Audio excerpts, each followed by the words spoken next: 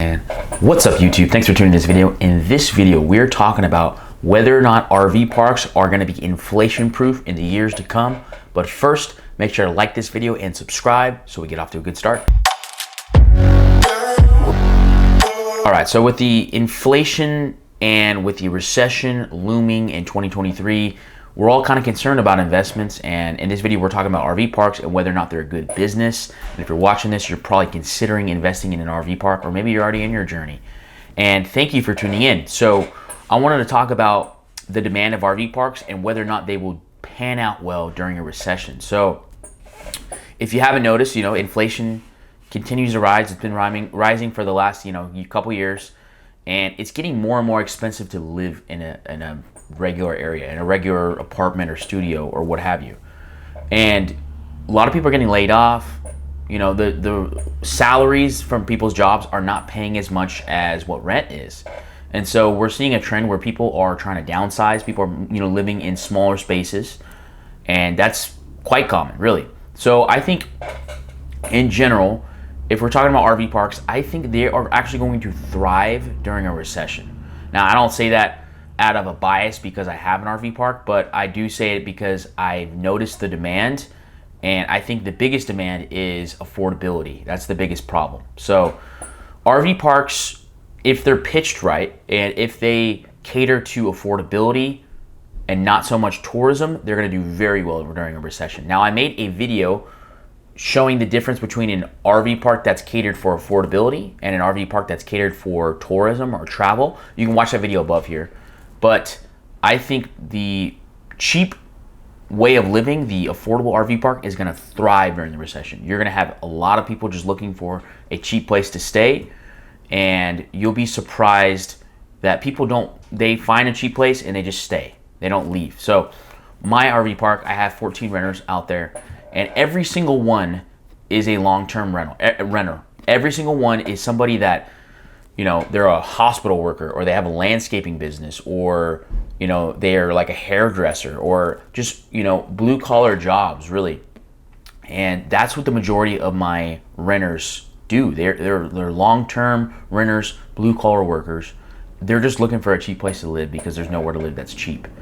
And, I have a waiting list to get in my RV park. I don't even really have any availability right now. So if you're doing an RV park that's catered for affordability, I think you're going to do fantastic during a recession. Now, if you are doing an RV park that's catered towards tourism, you may get hit with some problems. And I say that because as the recession continues, people probably are going to downsize, and they're going to have to get rid of their toys, and they're going to have to get rid of things that they don't need. And if you're not living full-time in an RV or a trailer or a fifth wheel, most likely it's considered a toy for the family. And so what's the first thing that goes during a recession? The toys.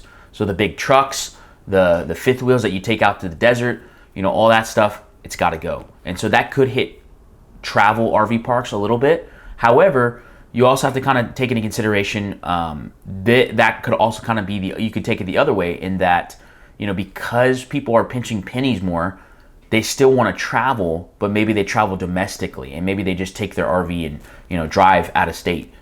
So that is something to take into consideration. But I still think overall, travel RV parks will take more of a hit than affordability RV parks, and that's something to consider when you're starting an RV park. I think the best investment overall for sustainability and something that can live through a recession is going to be an affordable RV park.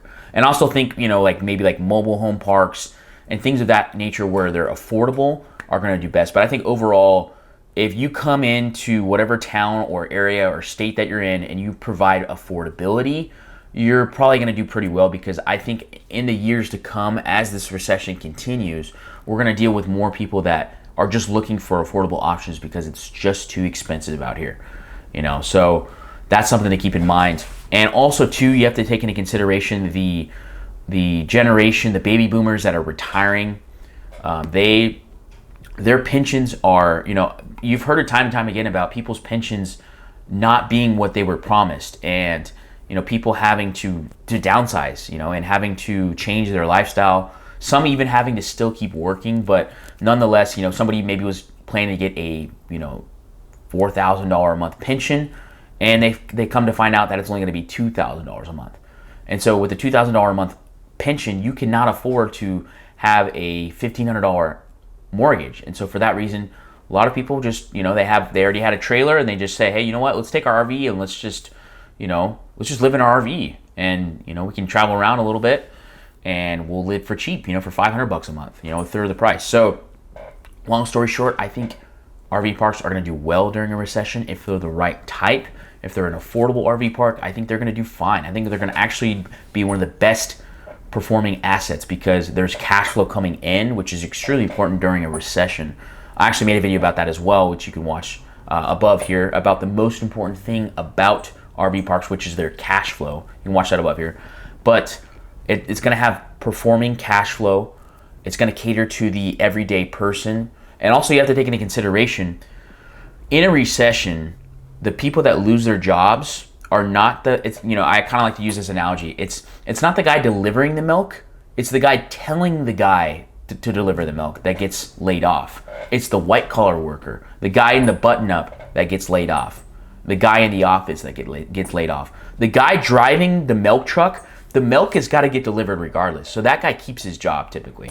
But the guy telling him, he loses his job. So if you're creating an RV park in which you are attaining, folks that are blue collar workers that are going out and delivering the milk, you're probably going to stay completely full. Those people are still going to want to save money, and you're providing something to them that's valuable, and that you're providing affordability. So that's just kind of like a general overview. I think affordable RV parks are the way to go. They're going to be the most recession-proof, the most consistent, and they still make good numbers nonetheless. So thank you so much for watching this video, guys. Hopefully you got some value out of it, and you learned a little bit about RV parks during the recession. If you did like this video, give it a thumbs up.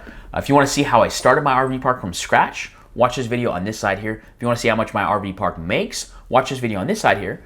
Make sure to subscribe. Thanks again, and we'll see you in the next video. Take care.